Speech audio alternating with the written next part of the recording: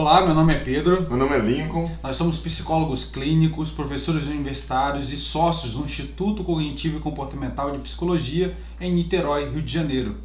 E neste workshop nós queremos te mostrar exatamente como diagnosticar e tratar qualquer caso que lhe chegue, substituindo essa sensação de segurança por uma sensação de confiança e assertividade diante do paciente. Algo inovador, porque queremos te mostrar uma nova percepção sobre o manejo no setting clínico, integrando a terapia cognitivo-comportamental, a psicologia positiva, através da análise do comportamento. Nós entendemos que se nesse momento você achar que tudo isso que parece muito complexo possa ser empacotado de uma forma simples, ou que você precise de anos e anos e anos de prática para dominar esse manejo clínico. A verdade é que você não precisa de muito tempo de experiência, você precisa de um processo sistematizado, clareza no processo. E nós não vamos te dizer que isso é possível, nós vamos te mostrar como dezenas de psicólogos, psicólogas que passaram pelo nosso workshop têm conseguido alcançar esse status profissional. Realmente a gente consegue já visualizar e construir um projeto terapêutico logo na primeira sessão,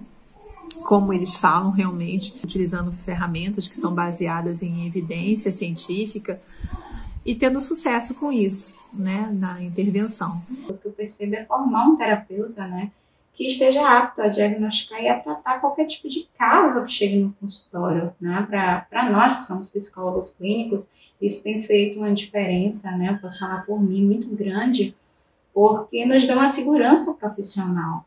Você ter a certeza de que você tem habilidades para tratar, que você consegue, né, dar conta daquilo que chega em consultório. Ele oferece uma instrumentalização que nos permite, desde o primeiro contato com o paciente, fazer o diagnóstico, né? O que essa pessoa nos traz, o que ela tem sentido, como ela tem vivido, né? Amplia os nossos horizontes mesmo, tanto nessa relação, né, clínica, do diagnóstico clínico, que é importante, mas também um diagnóstico extremamente importante, que é de como esse sujeito está funcionando. Quando eu vi que era possível construir um projeto terapêutico para o desenvolvimento do cliente, né, tendo por base a análise do comportamento, integrando técnicas que são cientificamente comprovadas, né, e eu falei assim, não é isso, cara. Como é que eu não encontrei eles antes? Mas enfim. E nós gostaríamos de te mostrar todos os estudos de caso que nós temos para mostrar que isso é possível, para que você tivesse certeza de que isso é possível. Mas nós não temos muito tempo, então vamos avançar daqui. Só que antes, deixa a gente te mostrar como é que nós chegamos a esse novo arranjo clínico, unindo o que há de melhor da terapia cognitivo-comportamental para desenvolver critérios de saúde mental a partir do olhar da psicologia positiva. Venha conosco que você vai entender. Em alguma medida, a nossa história foi igual, porque em algum momento nós tomamos a decisão de fazer psicologia. Porém, provavelmente por motivos e caminhos diferentes. E eu posso te afirmar que fazer psicologia não só foi a decisão mais fácil que eu tive na minha vida, como a mais acertada, quando eu tive que escolher para qual profissão prestar vestibular. Desde criança, quando eu comecei o tratamento para corrigir meu estrabismo, eu entrei para a idade escolar usando chumaço de algodão em cada olho uma vez por semana para corrigir, para fazer exercícios musculares. E assim que eu entrei na escola, com essa característica, todos os meus colegas me zombavam, riam, e eu me sentia muito mal, muito humilhado, e passei dos 6 aos 12 muito evitativo, muito acanhado, quase não interagia, e acabou que isso me rendeu déficits, hoje eu leio assim, me rendeu muitos déficits em habilidades sociais, que você só conquista interagindo. E como isso para mim era fonte de humilhação, de constrangimento, evitando, eu acabei ficando com muitas dificuldades. Mesmo depois do tratamento ter sido resolvido, ou seja, dos 12 em diante eu comecei a usar óculos, já não era mais vesgo, tinha problemas de visão que foi corrigido até os 14, mas desde esse momento eu já tinha dificuldade de socializar, de fazer amigo, e me sentia muito solitário, me sentia muito pouco à vontade no ambiente escolar. Aos 14 anos, numa luta de tentar superar essa dificuldade, eu fui a uma festinha de colegas e lá tem uma menina que eu era afim, os colegas botaram algum tipo de pressão, insistiram, eu iniciei o movimento de falar com ela, mas na hora eu travei porque eu não sabia o que falar, não tinha conteúdo, não tinha repertório para isso. E aí eles vieram zombando, rindo, ridicularizando, e eu cheguei em casa muito mal com isso, chorando, e externalizei para meus pais que eu não queria mais ser assim, que eu não aguentava mais ser tímido, acanhado, que eu me sentia muito mal com esse perfil. Eles então buscaram, junto a um padrinho, meu padrinho, que fez um tratamento psicológico para transtorno do pânico, buscaram um psicólogo. Até esse momento eu não sabia a diferença de abordagem, eu simplesmente fui lá naquele que foi indicado, meus pais me levaram, e fiz um tratamento dos 14 aos 15 que durou 1 ano. 1 ano fazendo uma série de trabalhos com ele, que mais tarde, quando eu entrei para a psicologia, eu fui descobrir de que tipo de abordagem, que processo terapêutico era aquele. Mas, até então, eu só fiz o trabalho com o psicólogo, superei minha dificuldade de um ano para o outro. No ano seguinte, indo para os 15 anos, eu tinha que mudar de escola, porque a escola que eu passei a vida inteira não fazia o ensino médio. Fui para a escola, então, uma nova escola, e esse psicólogo me deu a seguinte regra que mudou a minha vida. Ele me disse: você está indo para um novo ambiente onde ninguém te conhece, você pode construir a imagem que você quiser e você já tem capacidade para isso. E eu então entrei lá, me matriculei no time de basquete, de vôlei, ou seja, todo o meu ensino médio foi muito mais sociável, eu consegui me relacionar. Tive minha primeira namorada no ensino médio, justamente por essa facilidade de comunicação, e mudou a minha vida. Aos 17 anos eu tinha que fazer vestibular, e dos 15 aos 17 minha vida tinha sido transformada pela psicologia. Ficou óbvio para mim qual era a profissão que eu quis abraçar. Eu queria proporcionar a outros o benefício que a psicologia um dia tinha feito na minha vida. Só que chegando na faculdade, passei lá no vestibular, chegando na faculdade, até entendia no primeiro momento que as matérias seriam muito básicas, mas no segundo período, terceiro período, não encontrei nada daquilo que eu via como prática psicológica pela qual eu tinha passado. Então, como meus pais não deixavam a gente desistir facilmente, eles pediram para que eu tentasse mais, vai que você encontra. E eu então arrisquei mais um quarto período quando estava pensando até em largar a faculdade. No quarto período, então, eu fiz inscrição lá numa disciplina, né, teorias comportamentais, teoria e prática comportamental. Foi então que eu, através da Monique Bertrand, uma excelente professora, que não só encantava os alunos pela qualidade da aula, mas eu encontrei os métodos terapêuticos que tinham sido úteis para a minha vida nessa abordagem. Falei, é isso que funciona. Foi isso que realmente transformou minhas capacidades comportamentais, né? Na época eu não tinha essa linguagem, mas foi isso que realmente me desenvolveu e me permitiu a vida que eu estou tendo, sociável, com amigos. Na faculdade eu consegui fazer vários.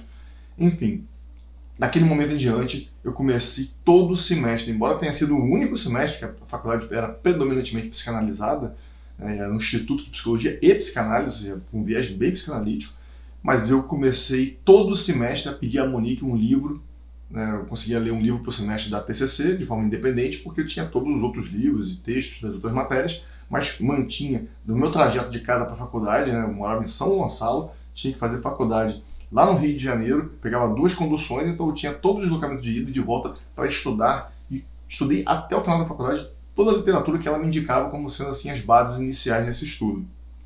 Quando chegou no 8º período, eu quis já sair com a competência de um clínico cognitivo comportamental. Então eu entrei para a formação com a professora Eliane Falcone, que hoje é da UERJ, Helene Shinohara, que na época era da PUC, e fiz a formação com ela de 2 anos, concluindo a minha graduação juntamente com a minha formação, para já sair pronto para atuar clinicamente com bastante base, bastante recurso, além de todas as leituras que eu já tinha feito. Então, em dezembro de 2000, eu concluí a minha graduação em psicologia e também a minha formação em terapia cognitivo-comportamental, me achando pronto para tratar todo o caso que me chegasse na clínica, porque o curso era bem completo em tratamento dos transtornos. Só que quando eu cheguei na clínica, eu experimentei muitas dificuldades que talvez você também experimente ou tenha experimentado em algum momento. Por mais que eu dominasse os critérios diagnósticos, lendo os manuais de tratamento, viesse os critérios diagnósticos para identificar os quadros e os tratamentos protocolares que ali estavam, seguir esses protocolos nem sempre resultava êxito, porque era muito engessado. Eu me sentia um tecnólogo que aplicava técnicas aos quadros clínicos sem devida compreensão da história formativa dos quadros, que a análise do comportamento poderia nos dar, a função mantenedora e, principalmente, não era claro para mim o que eu tinha que desenvolver com o meu cliente para que ele pudesse superar aquelas psicopatologias. Em outras palavras, se ele tinha aqueles comportamentos problemas, Que outros comportamentos, em substituição àqueles, ele deveria formar? As técnicas terapêuticas, quando tratavam porque desenvolviam algum tipo de atitude que o cliente não tinha desenvolvido na sua história. Então eu comecei a vislumbrar isso. Olha, essa técnica não só trata as distorções cognitivas, como forma uma capacidade de raciocínio que até então ele não tinha, pelo menos não tinha para os seus problemas. E eu comecei então a sistematizar isso, verificar todas as terapêuticas até então utilizadas para os transtornos, que atitudes psicológicas estavam sendo desenvolvidas com aquelas intervenções. E comecei a sistematizar. No início eu tinha 7 atitudes psicológicas, que são as habilidades psicológicas, hoje chegamos a 10, mas no início eu tinha apenas 7 delineadas, e eu comecei a perceber que esse raciocínio que eu tive de que haviam critérios de saúde psicológica ou de saúde mental já tinha sido idealizado, né, buscando informações sobre isso, pesquisando para poder encontrar, já tinha sido idealizado pelo Martin Seligman na psicologia positiva. A psicologia positiva já vinha estudando o que há de melhor no ser humano, suas virtudes, forças de caráter, capacidades. Ou seja, as atitudes positivas, além das psicopatológicas, quais são? Se as pessoas estão doentes porque têm formações comportamentais patológicas, quando elas estão saudáveis, quais e prontas para serem felizes, desfrutar, atuar nessa existência e gratificar-se nelas, quais são essas atitudes? Porque esse é o critério de saúde mental. Fala-se muito de saúde mental, mas não era apresentado o que define a saúde mental. Como é que eu sei que alguém está saudável? Então, eu já tinha delineado 7 e percebi que na lista de valores e de forças de caráter, de virtude do Martin Seligman, essas virtudes estavam encaixadas, pertenciam às categorias que eu já tinha criado. Quando eu me associei ao Pedro, então, esse trabalho deslanchou, porque não só nós começamos a chegar a mais 3 que compuseram as 10 habilidades psicológicas, como também reunimos todas as técnicas de todas as terapêuticas para desenvolver programas específicos que desenvolvam essas habilidades psicológicas, utilizados tanto para reabilitar os quadros clínicos, como também para você desenvolver um programa de coaching que melhore a vida do cliente numa dimensão da vida ou alcance uma meta nela, que caso ele precise. Sistematizando esse trabalho, ficou muito mais fácil analisar cada quadro clínico, diagnosticar em termos de histórico formativo, funções, déficits, para construir projetos terapêuticos ajustados não só às dificuldades do cliente, mas poder selecionar também as melhores intervenções para desenvolver aquelas capacidades que o cliente precisa para superar sua formação que traga sofrimento para ele. Para você entender do que eu estou falando, deixa eu materializar esse raciocínio dentro de um quadro clínico. O quadro mesmo do qual eu fui vítima. Eu tinha lá um transtorno evitativo de personalidade ou uma fobia social generalizada. Nesse quadro, o indivíduo ele apresenta múltiplos déficits. Déficits na imunidade social, porque está sempre preocupado com a opinião dos outros, que vão pensar, que crítica vai receber, se vai ser humilhado. Déficits em habilidades sociais, né, sociabilidade, para poder ter uma variedade de repertórios para diferentes situações sociais que têm diferentes necessidades. Déficits em autoestima, o sentimento de valor pessoal diminuído por conta dessa incapacidade de se relacionar.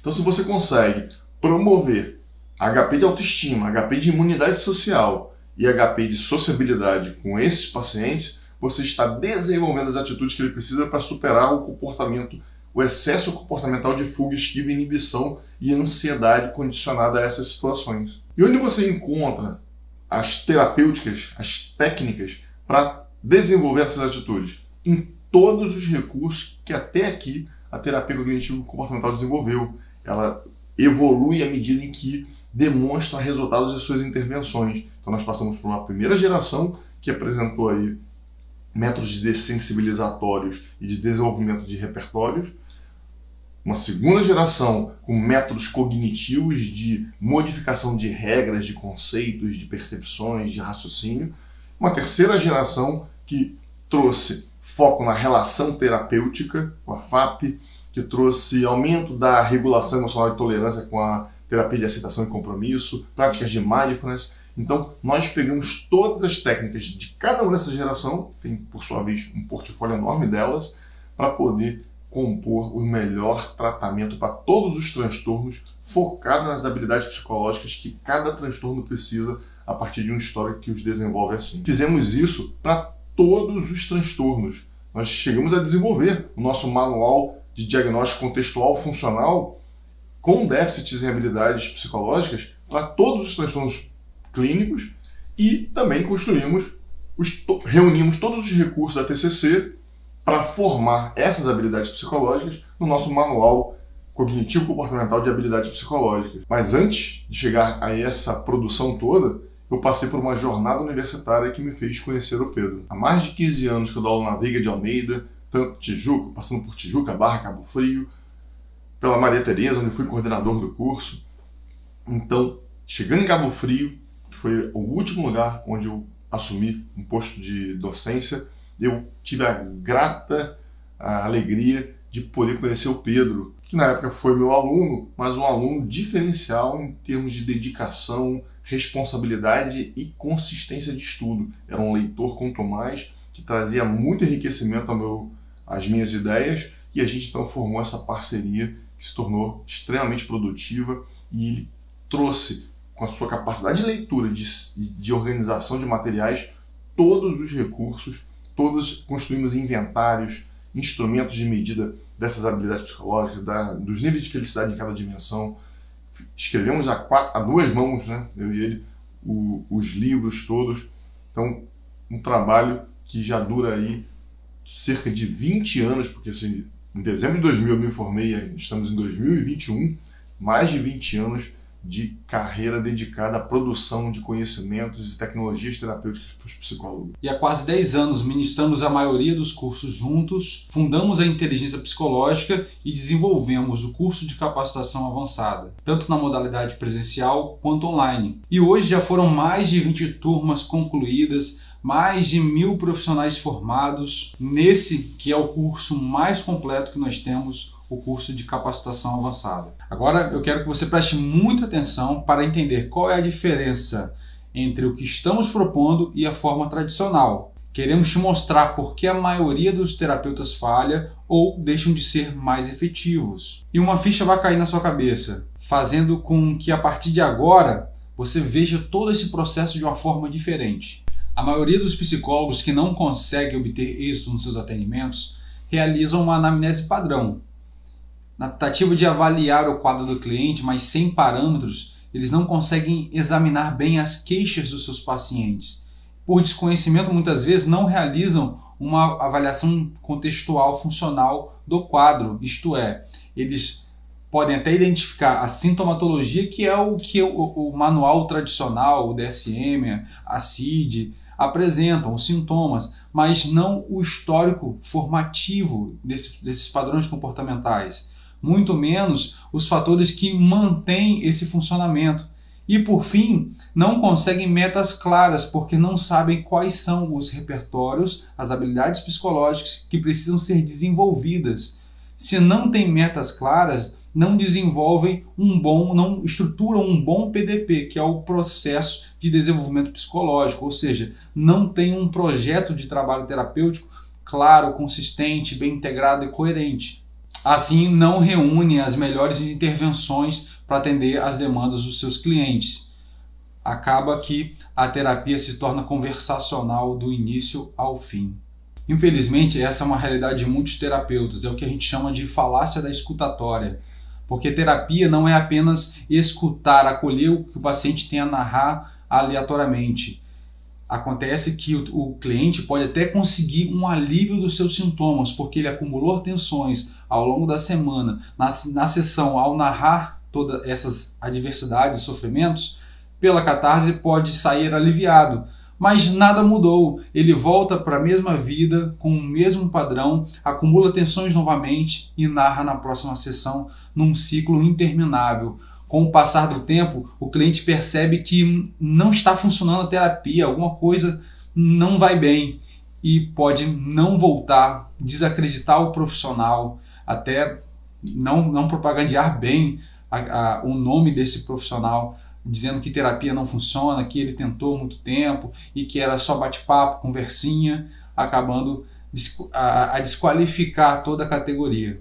E a gente até costuma dizer para o psicólogo clínico não deixar que suas sessões se transformem em salas de descompressão.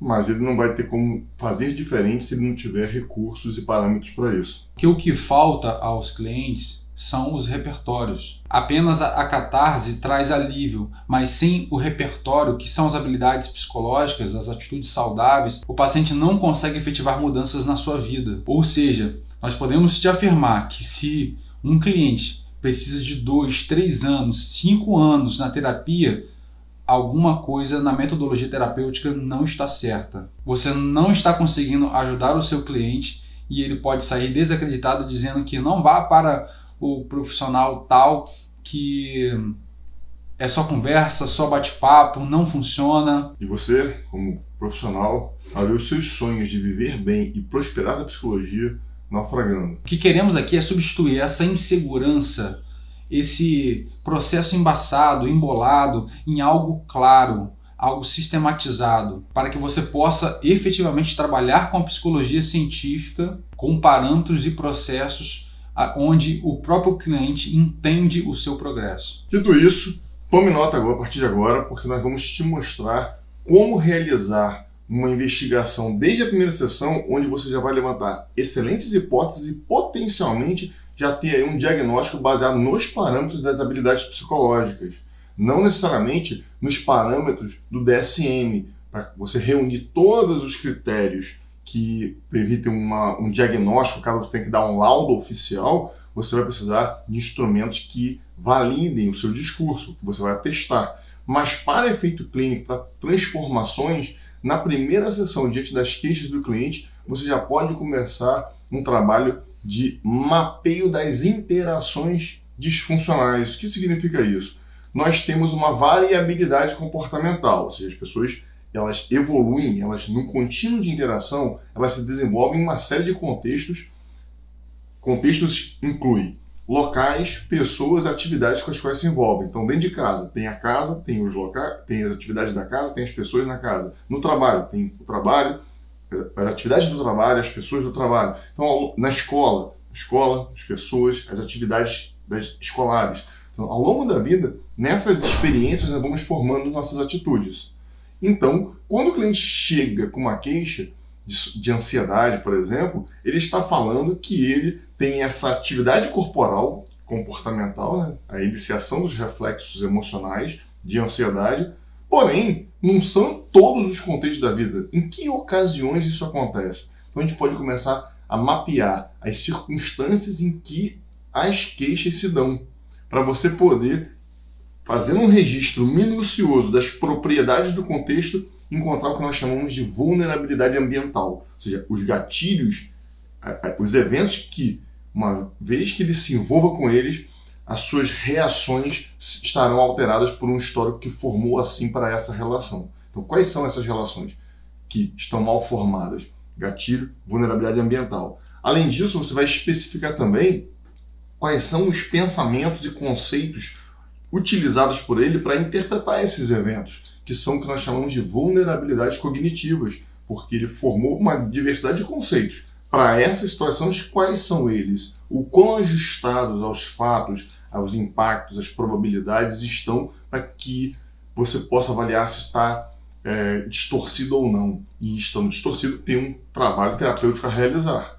Já na primeira sessão, você pode fazer isso com 1, 2, 3 sessões ligadas à queixa já no primeiro encontro e mapear ali um padrão cognitivo que já se anuncia. E um padrão também de vulnerabilidade ambiental, ou seja, o que há de comum nessas situações, quais são os gatilhos típicos, o que há de comum nesses pensamentos, qual é a cognitividade típica que compõe sua vulnerabilidade. Além disso, a sua reatividade emocional, que já está caracterizada nesse exemplo de queixa, ou seja, a sua hiperexcitabilidade, sua hipersensibilidade à emoção de ansiedade para estes contextos. A atitude que ele adota, ou seja, qual é o excesso comportamental de enfrentamento, seja fugir, esquivar, se inibir, repelir por combate, retaliar, agredir, ficar hostil. Qual é o comportamento que ele adota nessa situação? Porque não seria a única opção de comportamento, não seria a única opção de pensamento. Então ele poderia ter outras atitudes se a história tivesse sido outra. Então qual é que está tendo, que está vigorando? E em cima dessas atitudes cognitivas, emotivas, comportamentais, você já vai definir qual é o déficit cognitivo que ele tem, ou seja, que outras cognições, que atitudes racionais, que raciocínios Nós chamamos de habilidade psicológica de raciocínio realisticamente otimista. Essa crença revela, os pensamentos dele revelam visões autocríticas, então está em déficit da autoestima. A sua hipersensibilidade e desregulação emocional mostram um déficit na habilidade psicológica de autorregulação emocional. Se ele foge, esquiva, pode ter um déficit na resolutividade de enfrentamento. Se a situação for social, que ele reage assim, então pode ter um déficit na habilidade psicológica de resolutividade de enfrentamento assertivo, porque implica se comunicar ali com as pessoas. Pode eventualmente, se for uma meta a alcançar, um trabalho a produzir, pode ter déficit na habilidade psicológica de autocontrole. Então, com todo esse mapeio, incluindo as consequências, de que consequências ele está buscando aqui, que consequências estão mantendo o comportamento, que operações estabelecedoras, necessidades, carências o governam, ele pode aprender a se autorregular para carências. Então, a depender do que você já mapeia na primeira sessão, já fica muitas vezes claro para o clínico os múltiplos déficits, né, um ou vários, que precisarão ser desenvolvidos no projeto terapêutico. Claro que numa segunda, terceira sessão você refina essa compreensão com mais registros e vai também se aprofundar a partir daí no histórico de vida que formou essas atitudes que agora vigoram, que agora são objeto de queixa. Mas por esse exame contextual funcional e por déficits em HPs, a partir dos excessos ali anunciados, ali demonstrados, você já tem um projeto terapêutico delineando na sua cabeça. Essas habilidades psicológicas precisarão ser desenvolvidas para essas situações de interação. Se é um tipo delas, vai ser mais fácil e mais rápido o trabalho. Se são múltiplas situações de sofrimento, você vai ter que mapear para todas elas, e aí você vai ter um trabalho mais longo, porém muito mais acelerado do que seria num processo livre em que você não tem esses parâmetros, não tem esse projeto terapêutico para o seu cliente. Então, com tudo isso que o Lincoln colocou, você precisa guiar a terapia. O terapeuta é o guardião da ética e da técnica. O paciente não chega e encontra um cardápio, quero que você faça assim comigo, aplique essa técnica aqui ou outra. Não, o terapeuta é ativo em buscar e investigar o que tem que ser investigado e depois selecionar a tecnologia terapêutica que intervém naquela demanda ali. Logo, o método THP, ele é um método integrativo mais inteligente que nós temos na TCC, porque ele reúne o melhor da TCC. Se você sabe que precisa desenvolver a HP, que é a habilidade psicológica de raciocínio realisticamente otimista, que o Lincoln citou, você já recorre à terapia cognitiva. Se você precisa desenvolver a HP de sociabilidade, sensibilidade social, você recorre ao treinamento de habilidades sociais. Se você precisa desenvolver a HP de autorregulação emocional, você recorre às psicoterapias de regulação emocional, dessensibilização sistemática, etc. Você tem um processo que te orienta, um método que te orienta nesse processo. Então não tem mistério, está sistematizado. O grande segredo é o terapeuta incorporar, estudar esse sistema que lhe fornece um raciocínio clínico inteligente e ele não se perde mais. E nós já fizemos, inclusive, isso com todos os transtornos psicológicos. Já mostramos para cada transtorno qual é o déficit, quais são os déficits, né, que muitas vezes são múltiplos, quais são os déficits em HPs, em atitudes saudáveis que ele precisará desenvolver. Agora, claro que você tem que desenvolver isso ajustado à investigação da vivência, da realidade do cliente. Então, dois pacientes com o mesmo transtorno, por exemplo, transtorno de personalidade evitativa, ele está vivendo em ambientes sociais distintos. Então, com quem ele evita, em que circunstâncias, o que é nelas, isso você tem que mapear. Então, esse mapeamento é bem feito e aí a atitude psicológica é desenvolvida para esses cenários da vida de cada um. Mas já é definido, já é claro para você o que precisará desenvolver em cada quadro clínico e nós temos, inclusive, inventários de mensuração desses déficits em cada paciente. Inventários que a gente vai apresentar para você na nossa terceira aula, mais à frente. Então, resumindo para você. Passo 1. Você vai descrever 1, 2, 3, na primeira sessão, 1, 2, 3 contextos e em minúcias de detalhes da experiência. O que, onde, com quem, fazendo o que ele estava envolvido. Vulnerabilidade ambiental. Passo 2. Com questionamentos ativos em relação ao que o cliente pensou, que significados ele deu à experiência, o que ele acha que pensou, caso ele não identifique tão facilmente seu pensamento, você vai começar a identificar todos os significados, interpretações, conceitos relacionados àquela experiência, que vai compor a vulnerabilidade cognitiva do cliente. Terceiro, especificar as atividades corporais e o nome, né, o rótulo dado àquela emoção. Que emoção foi aquela? E o nível de magnitude, perguntando para ele especificamente de 1 a 100, considerando o máximo dessa emoção que você já experimentou, quanto você está sentindo essa emoção nessa situação, especificamente. Passo 4, você vai especificar a reação. Como você lidou com isso? Como você agiu? Que atitudes você adotou? Passo 5, especificar as consequências. O que aconteceu após essa conduta? Que efeitos você percebeu no seu ambiente? Como as pessoas reagiram a você? O que você esperava que acontecesse e o que de fato transcorreu? Tanto para registrar o passo 1 quanto esse passo número 5 do ambiente, você pode pedir para que ele faça uma analogia com uma câmera filmadora. Quando você vai registrar uma situação, um cenário, a câmera filmadora está registrando sem julgamento. O pensamento é o julgamento. E as consequências, se uma câmera filmadora estivesse lá capturando toda a cena, o que ela estaria registrando em termos de sucessão de eventos? E aí você vai conseguir fazer esse mapeio, faça na primeira sessão com o máximo que você puder. Se puder fazer só com uma bem feito, ok, mas se puder pegar 2, 3, tanto melhor. Ao final, pode entregar então o inventário para mensurar já começar a mensuração das HPs que lhe faltam para você construir o projeto terapêutico. Além desse conteúdo que a gente te mostrou, vamos agora apresentar uma análise histórico-funcional utilizando os parâmetros do nosso método de habilidades psicológicas. Vamos mostrar rapidamente mais um quadro clínico para você poder entender bem essa proposta. Então acompanha esse slide sobre o transtorno de personalidade obsessiva. Nós renomeamos funcionalmente também e ele passa a ser identificado como um transtorno de segmento indiscriminado de regra para evitação de punição social, ou seja, a pessoa é governada verbalmente sem discriminar a utilidade dessas regras, se elas correspondem ao ambiente, se elas estão governando atitudes que vão produzir reforçamento, mas pelo contrário, ela está no funcionamento de seguir qualquer tipo de regra, seus pensamentos que apareçam, que as pessoas deem, como se fosse um transtorno da obediência, para evitar algum tipo de ameaça, de punição social, algum tipo de dano, porque assim ela tem como referência na sua história. Então você encontra essas características comportamentais, né, da pessoa que é muito preocupada com os detalhes, com as normas, com a ordem, com a organização, muito perfeccionista, muito dedicada às tarefas, ao trabalho, à produtividade e muito resistente se alguém tenta impedi-la de cumprir a regra, a ordem. Tem um tipo de pensamento, né, como esse, existe uma forma única e certa de fazer as coisas, eu tenho que executá-la com perfeição para ser admirado, evitar falha ou ser criticado. Mas esse padrão é desenvolvido a partir de qual histórico? Um histórico de excesso de controle parental por regras arbitrárias impostas em que não alcançar um nível exigido por alguém, né, pode ser o pai, a mãe ou um influenciador ali mais significativo.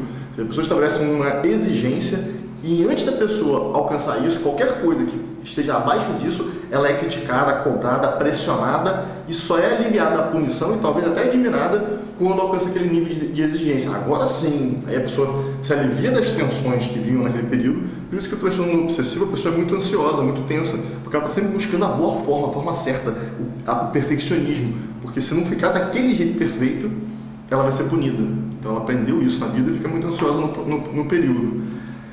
O problema é que se ela não tem uma forma já estruturada, já conhecida de como fazer as coisas, ela segue a regra geral de que existe uma forma perfeita. Então tem que descobrir qual é, fica ali meticulosa e muitas vezes perde de vista a finalidade da tarefa ou as priorizações do que é mais importante, que a gente tem que relaxar e fazer ter menos exigência com outras coisas que a gente tem que ser mais exigente, acaba comprometendo a produtividade, acaba não conseguindo desfrutar do próprio lazer, tá com os filhos lá e existe uma forma certa de brincar, de fazer a massinha, quando na verdade era só estar com eles ali livremente, sem um padrão específico. Então ela está sempre buscando padrões, formas, exigências. Esse histórico de punição parental e excesso de regras, incluindo altos padrões, tende a governar essa forma e essa alta exigência de desempenho perfeito, que é utópico. Um ponto importante para você utilizar essa taxonomia. Esses critérios são norteadores da avaliação. Eles apontam que tipos de experiências estão envolvidas, mas eles não dizem quais são as experiências que o seu cliente de fato viveu. Então, quais foram, dentre diversos pacientes obsessivos, quem foram as pessoas que cumpriram, exerceram essa função de impor a regra e se não cumprir vai ser punido, né, de modo que foi gerando esse tipo de ansiedade à obediência. Então, quem foram as pessoas, quando aconteceu, como aconteceu, isso a gente não consegue prever. Nós temos os critérios apenas para adiantar e nortear a sua investigação, economizando muito tempo dessa fase de avaliação inicial de qualquer processo terapêutico, né? E adiantando já para um processo de intervenção e melhoria do quadro emocional. Então você vê ali, né, que o indivíduo acaba mantendo esse padrão, porque em algum ambiente, sobretudo no trabalho, né, ele acaba sendo o homem da empresa, a pessoa que faz perfeito, tudo mais. Num nível grave pode até sofrer prejuízos profissionais, mas em regra faz um trabalho perfeito, ou seja, ele evita as críticas, de fato, em muitos ambientes, né? A gente passa 8 horas por dia no trabalho, todos os dias da semana praticamente, né? Pelo menos 5/7 da nossa semana está no trabalho, 8 horas por dia, a maior parte do nosso tempo útil. Então você vê que a pessoa é muito reforçada por fazer um trabalho impecável, por governar as pessoas. Se tiver na posição de liderança, faz todo mundo trabalhar porque cobra cada vez mais e exige perfeição. Então a pessoa se torna realmente muito produtiva no trabalho, mas no campo afetivo, na qualidade das relações que constrói, até com os próprios liderados, né? As pessoas estão sempre tensas. Em curto ou longo prazo, pode ser um líder indesejável e começar a sofrer boicotes, retaliações, reclamações, e dentro de casa, com a família, com a esposa, com os filhos, passa a ser uma pessoa de difícil convivência, né? Nós sistematizamos esses critérios para todos os quadros psicopatológicos, de ansiedade, de humor, de personalidade, sexuais, etc. Nosso tempo nesse primeiro vídeo do workshop está acabando, acho que até que a gente se alongou bastante, mas que bom que você está aqui conosco até agora. Apresentamos até aqui, para além do que você já encontra nos manuais tradicionais, trazendo também o sistema contextual funcional, mostrando que é possível conhecer a experiência de vulnerabilidade do cliente de uma forma mais ampla. Não deixe de baixar os materiais em PDF que nós deixamos aqui para vocês também. Não perca o nosso próximo vídeo, porque nele nós vamos apresentar todas as gerações de terapia cognitivo-comportamental que se delinearam até aqui. Vamos mostrar para você o que foi produzido em cada geração dessas terapêuticas e para que elas se destinam. Por exemplo, você sabe o que é, como se conduz e para que se destina uma terapia de dessensibilização sistemática, uma terapia cognitiva, uma terapia do esquema, uma terapia funcional analítica, uma terapia de aceitação e compromisso, uma terapêutica que integra mindfulness. Todas essas perguntas serão respondidas na nossa próxima aula. Sendo assim, se esses assuntos te interessam, você não pode perder o nosso próximo vídeo do workshop para adquirir mais clareza do que você precisa para em 2021 se sentir mais gratificada profissionalmente, financeiramente, se esse realmente é o seu desejo na psicologia clínica. Nós gostaríamos muito se você deixasse o seu comentário aqui embaixo. Nós leremos todos e, na medida do possível, tentaremos responder todos também. Sua opinião é muito importante para a gente, então deixe seu comentário sobre o workshop, o que você viu até aqui e sobre o que achou dessa aula. Importante também, se você ainda não nos segue no Instagram, @inteligência psicológica, vá lá, siga, porque tem mais conteúdos para enriquecê-lo nesse segmento da psicologia clínica. Obrigado então por ter assistido até aqui, deixe seu comentário e até o próximo vídeo nessa quarta-feira do nosso workshop de terapia cognitivo comportamental focado em habilidades psicológicas. Um grande abraço, até lá!